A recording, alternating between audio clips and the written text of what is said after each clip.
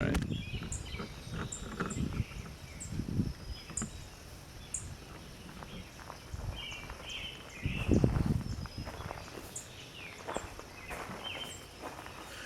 afternoon. This is Vince Pivnickney from the Yarmouth Port Office of William Ravis. CapeCod.com recently issued a list of the most interesting things to see in the town of Brewster. Number one on the list was the Crosby Mansion. Crosby Mansion was built in 1889 by Albert Crosby and his second wife Matilda after they returned from Chicago, having made a fortune selling medicinal alcohol during the Civil War.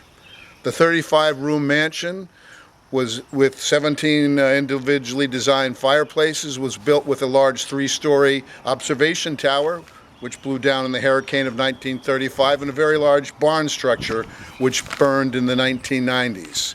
This represents architecture which is very rare on Cape Cod and very elaborate by design. Let's go inside and take a look.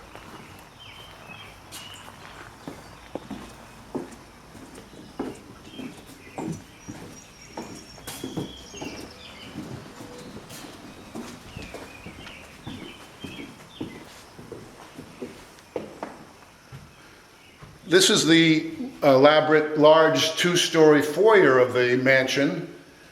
It's got much hand-carved woodwork that was done by the craftsman who built the mansion. And all of the woodwork is mahogany, and it has always been white. He painted his mahogany because paint was expensive, and there was no reason to show it off. In fact, painting it was showing off your wealth.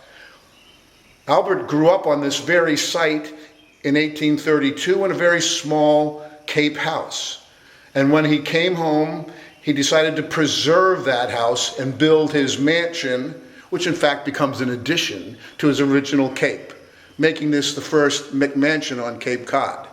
Let's go take a look at the house that we preserved.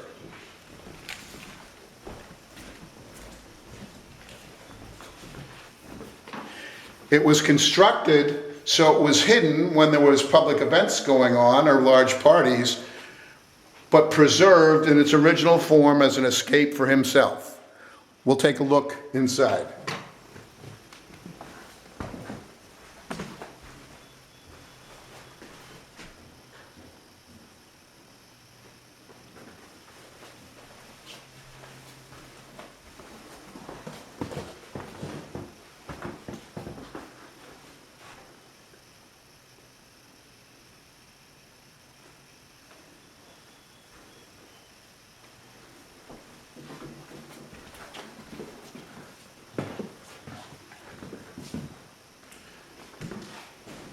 We're now in the English oak dining room.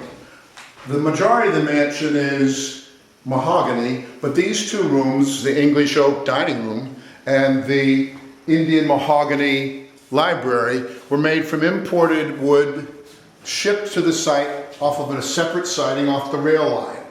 It is all hand carved, and it represents a variety of elaborate designs, including the wainscoting that matches the arches on the front porch.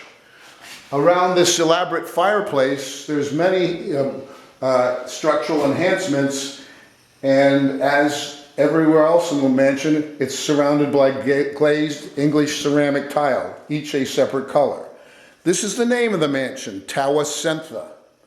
You can find this word in the Song of Hiawatha by Henry Wadsworth Longfellow. It's an Algonquin word, and it means pleasant glade.